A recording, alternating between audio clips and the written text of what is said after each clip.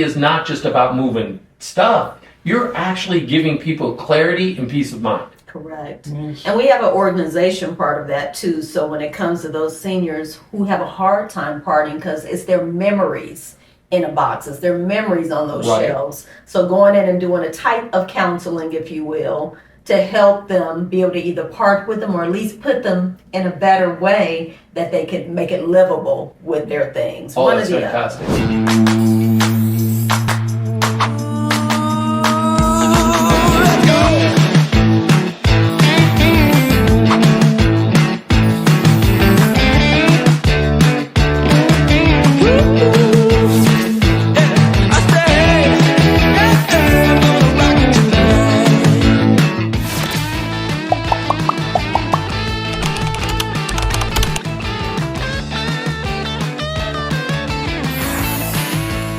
Hey, today we're going to have some fun discussing all the stuff we have around our houses.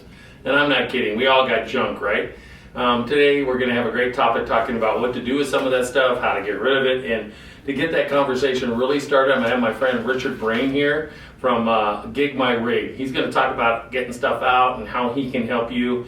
Really a good guy, and I'm sure you're really going to enjoy it. So first off, thank you both very much, Kim and Richard from Gig My Rig. Yes. Now, I can't tell you enough how many times I come in contact with people who have stuff and it struggles. And so one of the things we're going to talk about is what you guys do, not just for the everyday person. I like the idea of let's senior slant it a bit. Oh, let me get this out of the way. That's on there. But before we do that, let's talk about how you guys got where you're at. Like, how did you, one, give us like a Reader's Digest version of like maybe coming to Vegas, what you did before, and why did you choose to do this particular part of what you do? Because I think it takes, first off, I think it takes a special person to open a business. Not everybody has the stomach for it. And two, I think finding a level of service or a lane that you feel really comfortable with, that takes years for people to come up with that. So tell me a little bit about, again, what you did before and why you choose to do the business that you do. Okay. I was raised in Boston, Massachusetts, and I lived there for 31 years of my life. And as a young man, I used to practice card magic. And I felt one day I would like to go to Vegas to become a professional blackjack dealer, which I did pursue. In August of 1995, I came to Vegas for the first time. Right. Quote unquote, fell in love with it, loved the West, because when I was a young man, 11 and 15, I had visited my grandfather when he lived in Phoenix. And I fell in love with the West, and I knew one day I wanted to move out West. I loved it. So I came out for the short visit. I secured a job out in Pahrump as a dealer, as a break-in dealer, when there was a female general manager. I got a quick lesson about Las Vegas when I went back east, sold my things, packed up a U-Haul, connected my car, and came back out west, only to find out that I didn't have a job. Why? They had switched hands. There was a new general manager, and he knew nothing about me being hired. So that's the story that goes on and on for people. Right. So I moved out here kind of fearful, like, uh-oh, now I don't even have the job. So I have a very strong hustling spirit. First of all, I was 31. I'm 61 now. I still have the energy of a 31-year-old, but at the time, I got fearful to the point I thought, I need to make money to go back east. I started playing blackjack, and the person next to me was playing two hands, and they'd get blackjack. They'd get two blackjacks, and I kept losing, going, okay. So I got up from the table, I walked around, and I stood up by myself at what they call second base, and I stood, and I had $1,100 left to my name. And I put a $100 bill down and lost. And I lost 11 times in a row. I looked at the dealer and I said, thank you. And I turned around like a man, walked out the doors of the casino, over to my car, unlocked it, sat down inside, looked around, and started crying like a baby. I was terrified. I was like, God, what have I done? Now I don't have a job, and now I don't have any money. Through my tears and my prayers, I reached into my pocket and I pulled out a $20 bill. This is back when fuel was still under $1 a gallon. And I looked up and I went, thank you, Father. At least I have a little bit of gas money and a little bit of food money. I immediately adjusted to eating one meal a day. That one meal was tuna fish sandwich and a can of soup. I quickly lost 40 pounds over the next few months.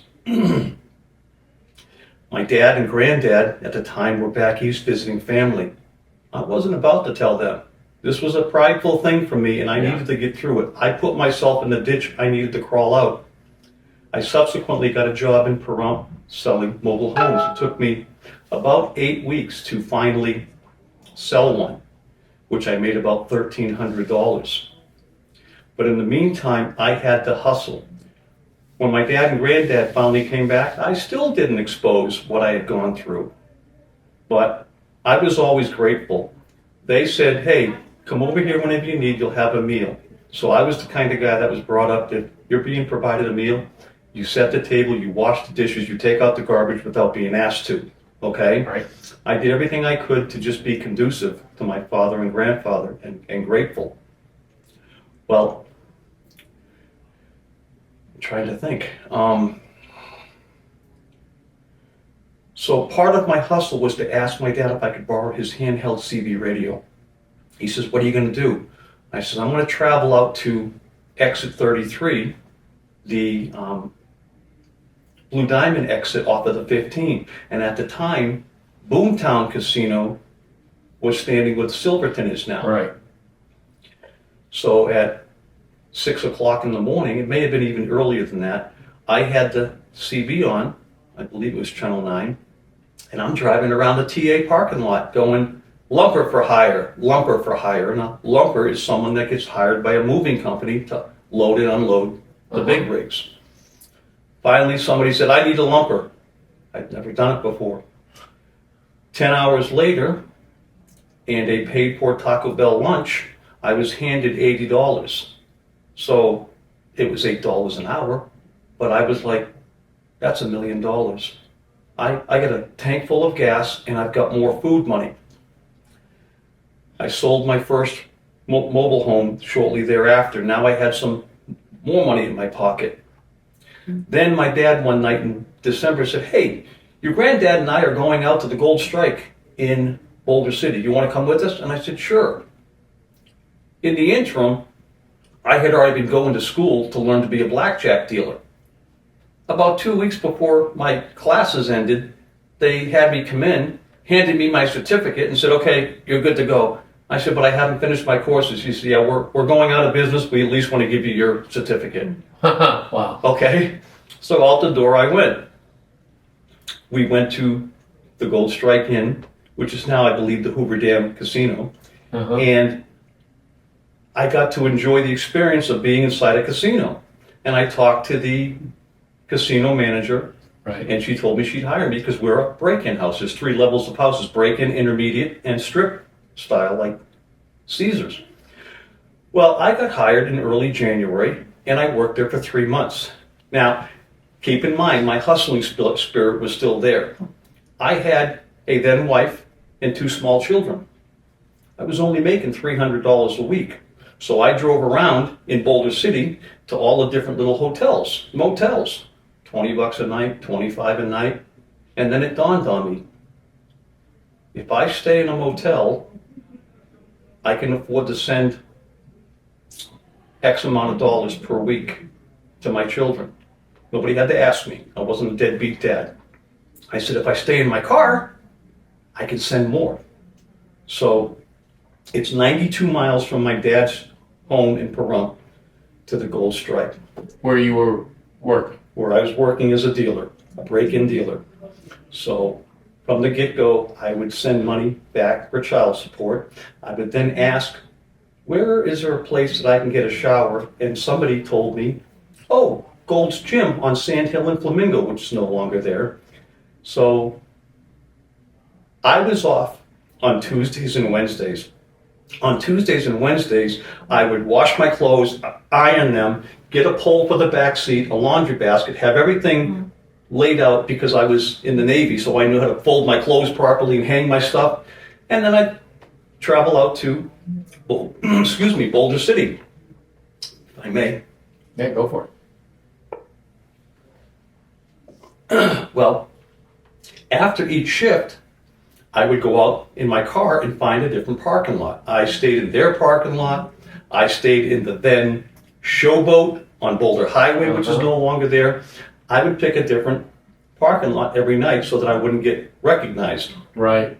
I would go to sleep like this. It was cold. I didn't realize how cold the desert got. At night, I would turn the heat on. And my prayer was, Lord, let me wake up before the fumes get me. In the middle of the night, I'd wake up hot, and I'd shut the car off. My next prayer was, Lord, let me wake up before I freeze to death, and I would wake up shivering. So I'd start the car again. Morning would come, and I would travel to Gold's Gym.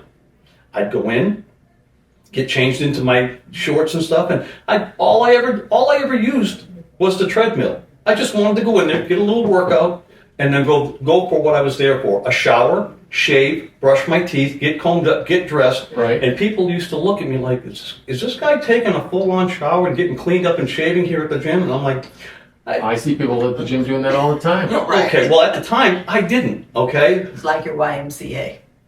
Yeah. Yeah. So I was the cleanest, neatest dressed dealer, and nobody knew what I was going through.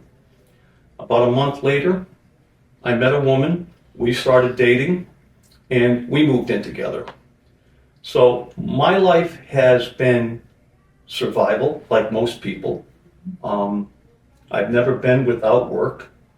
I started off hustling to get my first job in a casino. 3 months later, I applied and auditioned at Sam's Town. I was there for 3 years. In the interim, in 1997, I learned about buying and selling at storage units before Storage Wars was even a thing. Right. My first unit I got for $300. Over the next 2 months, I made somewhere between $7,000 and $8,000 selling off this unit bit by bit. I learned about auctions. One of the next things I stumbled upon was buying and selling mattresses. I used to go directly to the mattress company, buy up different size mattresses, and at the time I had a 75 Chevy van. I would open the side door, I would put twin mattresses, 3 and 1 on top. I would put queens and fulls in the back, and I would strap 2 kings to the top and tie them down. I used to stop on Lake Mead in different areas. I would set up the pennants, like at a car shop. I would put up frames and actually set my beds up, the pillow tops, so that people could not only see them, but pull over, lay on them, get a feel for them, while I was simultaneously running ads in the Nifty Nickel, or Thrifty Nickel, Nifty Nickel, thank you, and the recycler. So while I'm sitting making sales, I'm getting phone calls making sales like, sir, I'll be done around 3 o'clock. You want a king size? Yeah, I'll bring that to you. I would take this out to Pahrump. And on 160, in the main road 372, before the casino was there, I used to set up on one side and the other, every other weekend, and sell mattresses out there. After 3 years, code enforcement finally pulled in and said, hey, you can't be doing this. You know, let me see your license. They were about to ticket me until they saw my license said Pahrump. the code enforcement officer said, had you lived in Vegas, I would have ticketed you. But since you're so far out in Vegas, Pahrump, he says, don't do this no more. So I evolved. I got hired at the Paris Las Vegas Hotel and Casino. And I started putting up flyers for my mattresses. So I was no longer setting up, but while I'm working in a casino, I still had my flyer up on the dealer board selling mattresses. Eventually the mattresses phased out.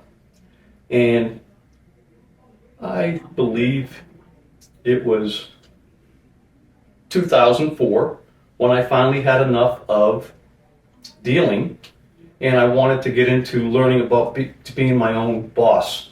So I became a loan officer for about a year. And the reason that didn't work, I'm not putting everybody down. I'm just saying it didn't work for me. The people who told me to do things a certain underhanded way, I'm like, wait a minute, that's not only going to get me in trouble. I later found out that a bunch of those people wound up in prison for what they did. Yep.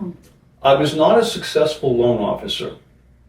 I tried the donuts, I tried everything, meeting realtors. It's not that. You weren't a successful loan officer because the training you were given was not training that you aligned with your values. Right? When you're out of alignment with your values, it makes it very difficult to do the things you need to do, right? And I think if you were to get into the lending business today, you would do well because you would affiliate with people who align with the same values, because you're not needing to be a sales guy. So you are not the sales guy in what people picture as a sales guy. You're a relationship guy, which is really sales. Correct. And people were teaching you that was not the case. Yeah. So that's why you were there. So I had one guy say, you want my business? Put $500 in an envelope and I'll give you a deal. So I was told by a real estate agent told you this. Yes, sir. And I was told by my loan officer manager, put $500 in an envelope. Yeah. So that's the difference between you and me and them. Is your guy told you that? Had you come to me as your manager, I would have said, okay, we're going to call the real estate division and we're going to snare him in a trap and get him out of the business. Yeah. Because that is unacceptable behavior, period, end of story. Yeah. From there, I decided to move into real estate. In October of 2005, I became a realtor, and shortly thereafter, no, he came to the dark so side. Proud because I worked for Russ Nielsen, who owned Discount Realty. Most agents frowned because I was working for a discounted realtor, but I went to a realtor meeting when it was over on Sahara. And when I walked in, somebody mentioned my name and said, Richard Brain. Another realtor said, are you Richard Brain? And I said, yes, I am. And at the time, there were 17,000 agents in town. Right. And I'd only been doing it for 3 to 6 months. They said, wow, do you know you're ranked number 27? I said, ranked number 27 on what? For homes sold.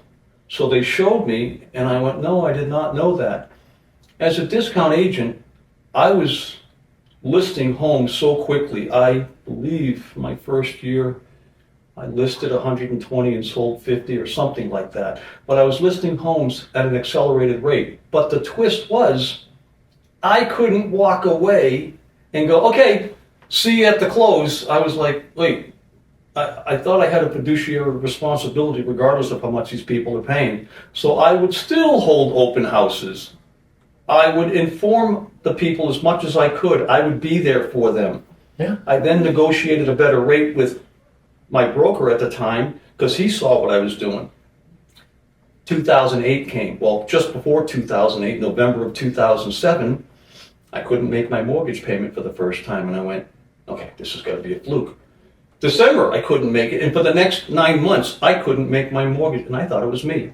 No, the bubble was bursting. I just didn't know what a bubble was to burst. Yeah. I started looking for other work. I heard about taxi cab driving in Las Vegas. So again, as a hustler, as a survivor, I wanted to analyze the situation. So I would stop, pull into a store next to a cab driver and say, do you mind if I ask, I'm getting into this. What type of money do you make? Oh, about $100 on a good day. I'd pull into another one and I'd go, how much do you make? He goes, anywhere from $250 to $500 a day. And I'm like, these cab drivers are not doing business the same way. I didn't realize it at the time. One was working for rides, the other was working for strip clubs, massage parlors, beat downs. Beat downs is something your audience is going to have to look up on YouTube because it's not a very nice thing. No, it is not. So for 2 years, I was a cab driver. And I said, I want something more for myself. I want to take a chance at limo driver. Oh, you can't be a limo driver if you don't already have doors in place and people lined up and, you got to know this town. I learned this town on my own, on my off time. I would take my personal car and I would go up and down Winnick, behind the Flamingo and all those streets. And then in the process, I learned, this is what I heard, these were all escape routes for the families, the mafia, when they were in town. When a casino would get raided, they'd go out the bottom in their cars and out the back and off they'd go. I learned all these roads. Most of the time, I wasn't up and down the strip. No, that's where you're not going to make any money. I was in the shadows waiting for phone calls, making connections. Yeah. It was an incredible life that I'm definitely not going to get deep into. There are stories that would have some of your audience glued to what I'm saying and others shutting it off. Yeah, we probably all get hair in our hands. Yeah. So from limo driving, I was so involved on the dark side. And then one day in January of 2015, I made a specific prayer. I said, Lord, I'm done. If you could just send me one woman to love, one woman to be loved by. I'm done with the infidelity. I'm done with the garbage of Las Vegas. And I literally said, because I knew I was attracted to melanin-rich women, I said, Lord, could you make her a black woman? 2 weeks later, I was invited to an event. I'm talking to the original McDonald from 1970, Ronald McDonald. And in walks Kimisha. And like a movie, I'm talking, and keep in mind, I'm dressed like a 1940s gangster with a nice fedora, pocket square, everything. Kimisha walks in and I go, excuse me, to Ronald McDonald. I said, excuse me. I said, I need to meet this woman. So I could hear him. He got a little disgusted because I cut him off. For a girl. Right. And right. And in my head, because of my back east upbringing, I went, I'll eat at Burger King. And I didn't say it to him, but that's what I thought in my mind, right? Yeah. So I walked over and I met Kimisha. I asked her for a dance. There's a lot more involved, but we had our dance. We had our first cup of coffee. 2 days later. 2 days later. We've been together ever since. We just celebrated our 10th wedding anniversary. Thank you. Hey, that's awesome. But the spirit that I bring is, if you want me to quit, if you want me to fail, I have to be dead. Okay? Yeah. Because I've been in the hospital with broken ribs, falling off a scooter last October at 40 miles per hour, waking up in the back of an ambulance, and while my arm is in a sling and my neck is in a brace, I'm in a hospital bed calling my client saying, hey, I just want to make sure you're okay. This is what's going on. My wife and my assistant are coming out. They're going to stop and pick up another part. And she says, what are you doing? She says, rest, you're in pain. I said, ma'am, your move is important to me. Okay? Yeah, there you go. So she wrote me an incredible page-long review. Oh, I can imagine. Okay? Like, this man was in the hospital. On Monday, I was told 6 to 8 weeks. I looked at my wife. She said, you need to rest. I said, and the bills are going to pay themselves how? So I talked to my friend. I says, if I can drive the truck, can you do the work? Otherwise, we're both out of business. Yeah, we did the first assignment, and the following week, Monday. I was so flustered with him for driving with those rims. Oh, I can only imagine. I can only imagine. But Richard, here's what I'm hearing from you, particularly when it comes to Gig My Rig. You, first off, folks, he's one of us. He's over 60, right? I'm 60, and you're 61, so we're kind of simpatico there, right? Because we all have different needs as we get older, right? But what I'm hearing is every step of the way, you have hustled, you have got grit, You have taken whatever charge of your life that you needed to take so you were not a victim. Right. And Correct. so first thing, as we're talking about what you specifically do, because that's going to be my next question for you, I personally think you should write a book. And the book has got to be like the consummate hustler. Yeah. The person who's always looking to improve and grow and get better, taking the bull by the horns to do so, and literally not letting life make you a victim, not choosing the victimhood, because we all know there's plenty of that out there, right? Plenty. You could turn on the TV today, and there'll be a cavalcade of people who are the consummate victims, and that's just ridiculous, right? So why don't you guys tell us specifically, so now Gig My Rig, people can call you and you kind of move stuff for them. What do you do really? And then I'm going to ask you where you see it affecting people who are senior citizens. So what do you do specifically? Kim, do you want to share or do you want him to do it? Well, I'll share. Richard, as that consummate professional and hustler, he asked, not Chat GPT, but AI one day, how can I make money with my pickup truck? And that was after being an RV technician, which he went all the way back to India. We're missing a lot of that story. I'm the writer. I'm going to write that I'm story telling you, you're talking you got about to write a one book, day. man. Totally write a book. Your life is quite storied and could It be led him very to the- inspirational. It led him to the gig economy. So he started in the gig economy on a specific platform, and then within a year's time, he had blossomed that into what is now our business, the Gig My Rig. So I came up with the name. He took his truck and his hustle, and he went out there and he started formulating a website. He learned how to do that on his own and learned SEO. He built the website, which was beautiful for somebody who had never done it before.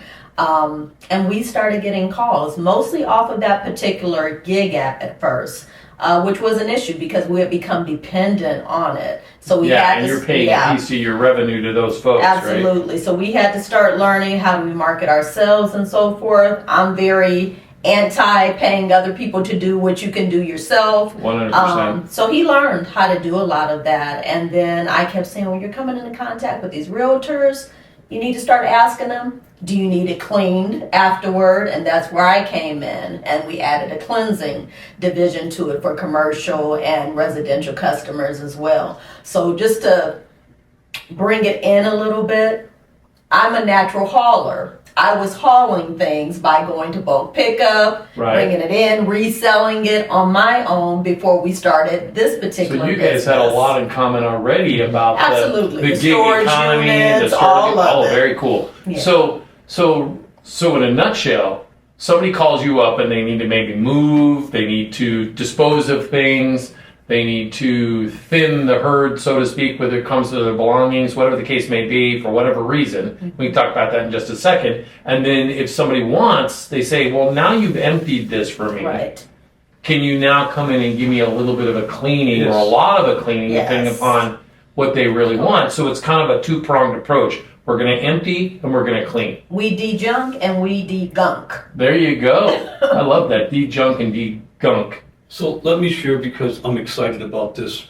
When I got out of trucking, it's because fuel was going up and lane rates usually go with fuel. At this particular junction, lane rates were going in the opposite direction. It was unsustainable for an owner-operator, at least for me, to stay in business because I was spending $23,000 a year in repairs, which is okay because I was still bringing home good money.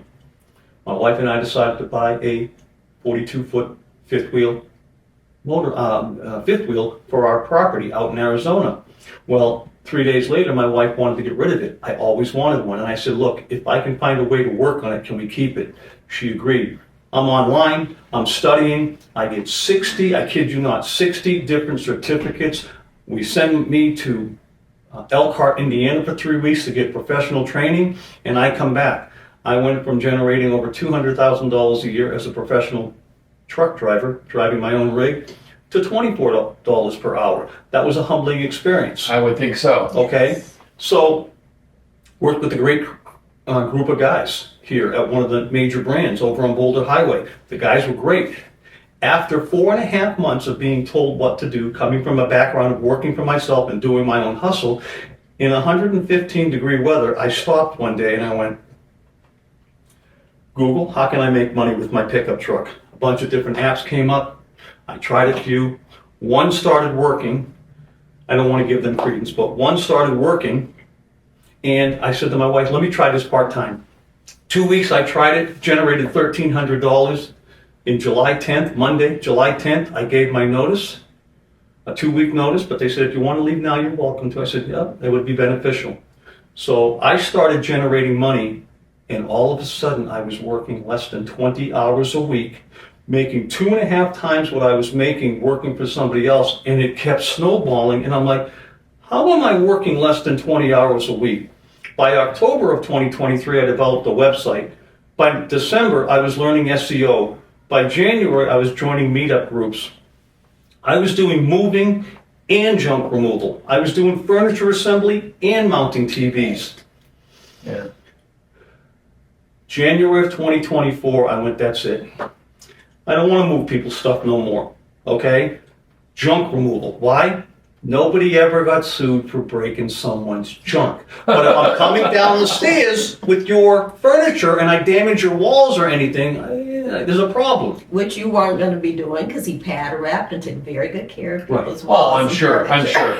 But here's the thing. I mean, is it just me, or is it a lot of people collect a lot of stuff? They do. Yes, we all And do. in collecting a lot of stuff, does it provide a little bit of clutter in our brains that actually keeps us from functioning properly? Absolutely. Right, I agree with that, right? So the whole elimination of get rid of my junk, take it away, whatever you do with it, I don't care. Yeah. You can take it to the dump, you can take it somewhere to sell it, you can do whatever you want with it. I just don't want it there anymore. Correct. Is liberating, I think, for senior citizens especially. Absolutely. I think because what happens is they've accumulated and they don't understand the power that that stuff has on their unconscious brains, Yes. and it creates drama that they're not even aware of. With them and their children. Right. So you have hit on something by virtue of helping people, whether it's younger folks or it's senior citizens, I like the senior aspect of it, that actually is not just about moving stuff. You're actually giving people clarity and peace of mind. Correct. And we have an organization part of that too. So when it comes to those seniors who have a hard time parting because it's their memories in a box, it's their memories on those Right. shelves. So going in and doing a type of counseling, if you will, to help them be able to either part with them or at least put them in a better way that they can make it livable with their things. Oh, One that's or the other. fantastic. Yeah, no, I think that's really good. So what, if you had to tell me a story of, say, a senior who called you up and they needed some help and it just really kind of hit you really like in the heartstrings, what have you got that, I have a story for you. yeah, And it all is intertwined with compassion and empathy. The compassion and empathy that you will not find from a national brand. When they show you their price list and they give you a price based on the items, that's it. Have a nice day. You take it or you leave it. With me, I can listen. I can hear. I can sense your stress and your struggle. And one of the Right. first things I say to a client when I walk in is, ma'am, I'm here to reduce your stress and save you money if I can. So this particular lady was in a hoarding type situation. She said, I don't want to be embarrassed. I don't want to be humiliated. I want my dignity. I said, man, you're going to keep all that with me. I said, I'm not going to talk about what I see. And even though it was the worst I'd ever seen, the worst I'd ever smelled, I said, ma'am, I've seen worse. I said, don't worry about it. So I gave her the pricing, broke it down for her. She said, I thought this was going to cost me thousands and thousands of dollars. I said, with somebody else, it might, ma'am. But and you might have felt humiliated. correct. She not only remained with her dignity, she left me a review, and 2 of her sons left me a review for the way I treated her mother, their mother.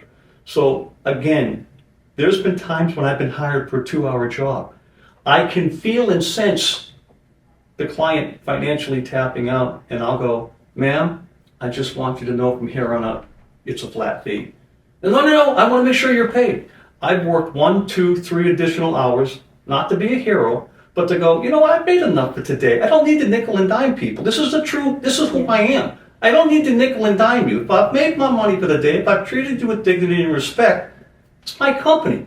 I can work on the pricing and give you a better deal. We're all going to be them. That's what I like to say. Exactly. I am already. Yeah, and you're not even deep in yet. You guys are there and yet approaching that even 70s and 80s where it gets Oh, worse, sure. where it gets lonelier, where you get weaker and you need a second pair of hands. So that's the other way we like to look at ourselves is we're the hand that you don't have anymore. We're the strength, the muscle that you don't have anymore, the patience. My dad and granddad worked the ranch in Pahrump into their 80s before they died. What does that mean? That means in retirement they worked their 50s, their 60s, their 70s into their 80s. People say, "Oh, you look like you're 45. You look like you're 48." Thank you, ma'am. I appreciate that. That's because I move every single day. Keep moving, and you'll live longer. You'll live better. So we no longer do moving. Yeah. Okay. If we so can help it. if you can help it, it's really just all about Hauling, get I rid of don't the mind. stuff. Yeah. Hauling one item, helping you with a small one-bedroom apartment move. Yeah. But I give that information up front. By the way, I'm not insured for moving. If you want me to move, I need you to sign off here, letting you know that I don't cover damages. And I think that's absolute clarity that people need. Yeah. But I love the fact that you guys come from this in a servant's heart, right? This is about helping other people live better lives. Because I'm a believer in that. First off, senior citizens especially have earned They've earned the it. right for a little bit more and a little bit better treatment, Exactly. right? My catchphrase for my business is that seniors deserve more than a sign in their yard to sell their house, Right. which I truly believe in my soul that they do. And you guys are approaching your business like, where is the pain point that these clients have?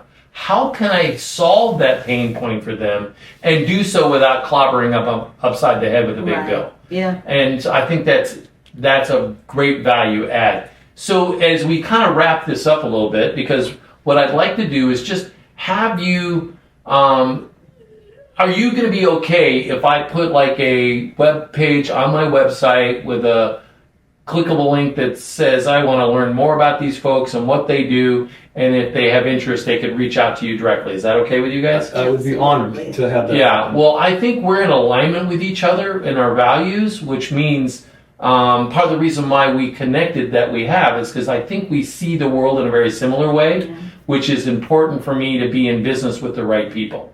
So I can't always say that I've got business to hand out, but I can say this: as long as I know the right people, eventually things will start to show up where somebody will say, well, I really don't need to move. I just need to get rid of the crap on my house. Well, who am I going to think of immediately? Gig my rig. I got just the people for you to call. And not only will they empty the stuff that you don't want, they'll help you sort through some of the things you do keep and help you get it cleaned up and ready to go and give you some solutions that even if you choose to get rid of it, that maybe you have a solution to retain it Right. in your heart. Take photos with you. Yeah, In your exactly. items. You see me, I have pent up Excitement. right now that I'm trying to keep You're back. passionate about what you I do. always have been. My wife says this to me. Let me tell you something about our business. We have so many friends that are clients now. My wife, 2 years later, she'll be talking to somebody on the phone just because they became friends and they found something. Like my wife buys and sells from Goodwill and stuff like that, and she met somebody there. We did business with somebody, and I'm telling you, there's a dozen or more people that were clients that are now friends. It's like, how does this happen? It happens because you're aligning yourself with the people who have the same values as you. So I was just on a coaching call this morning with a bunch of real estate agents. And one of the things we talked about is how do you build a relationship with people so you are the indispensable source for what they need. And people don't understand that you need to first be everybody's friend. Now, can you be everybody's friend? No. You can only be friends with those who align with you. Yeah. So you guys have discovered that that's the case, just done it in a very unconscious way. And now what you're learning is that the value in your business really is the value in the relationships that you've created and that you continue to maintain. Correct. And it's because then it's not about the business. It's about the relationships, always the relationships, and having the right relationships will always develop business. Right. But you have to have that relationship first. And that's what why I'm doing this, why I'm Yes. working on the info that I provide to my clients. That's why I do things that sometimes seem counterproductive as a guy who makes money selling Right. houses. Because I'll go to somebody's house and sometimes I talk them out of selling their house. Yeah. Why? Because it's not in their best interest. Right. You do the same thing. You come in and you say, how am I going to bring you value? And then if what you do also brings them value and you can get paid for that, great. If you can't, you're still bringing them value. Correct. And I think that's an important thing for people that are watching us Correct. to know. We've And that's learned- why you're sitting in that chair, you guys, because I believe in you. Thank you. We've learned everybody's not necessarily not our client. You may not be our client right now. So something that we've started added to is say that someone decides to go a different direction, but we learned they had questions. We go in and do the research for them real quick. And then we text it to them and say, here's some other options, or here's what you're going to find pricing with that company. You know, and that's twofold. It's letting them know we care. Richard follows up and says, did you find a solution Right. for your problem? When they sound iffy on the phone. Right. And if they say yes, we say, we're so glad for you that Yeah. you found a solution. If nothing else, they'll remember us being glad Sure. for them. They may circle back another time. They may Or they never may have a circle friend back. who truly needs what you Correct. offer. And they say, listen, I didn't use these guys, but they got great reviews and they treated me Correct. fairly and honestly. You should give them a call. Absolutely. And I think that's fantastic. Well, I can't tell you enough how much I really appreciate you guys coming and doing this with me today. I look forward to watching, one, your continued success. Two, the outfits that you guys are going to wear next time that match. And, My wife dresses me. yeah, mine too, for that matter. She's just not here. And then, and the last thing I think is, in addition to looking forward to your book, which I'm serious about. I'm the writer. We'll get it done. I love the idea of us continuing to develop a relationship that we have so we can serve seniors better. So thank you Sounds both very much. wonderful. Thank you. I Thank you for having appreciate us, you. Mitch. Thank Thank you, you. Mitch. I appreciate you. Thank you so much. Thank you. Absolutely. Thank you so much for being here today on the Living Well, Aging Smart podcast. This is never too late to talk about the things that matter the most and take the next step with clarity and confidence and community to make sure that you're making the right decisions. If today's episode's brought up some questions for you, please feel free to reach out. My cell phone number is 702-303-0040. You can go onto my website, seniораssistanceteam.com, or you can just leave a comment below. I also have a link in there. You can schedule a easy 15-minute conversation on the phone, no obligation, of course. And then by all means, if you got something out of it, leave, like it, subscribe to it, share it with a friend. And if you got comments or questions, feel free to put them in the comments and questions below. But until next time, I want you to live well, age smart, stay smart, and live well. You take care, and we'll talk to you real soon.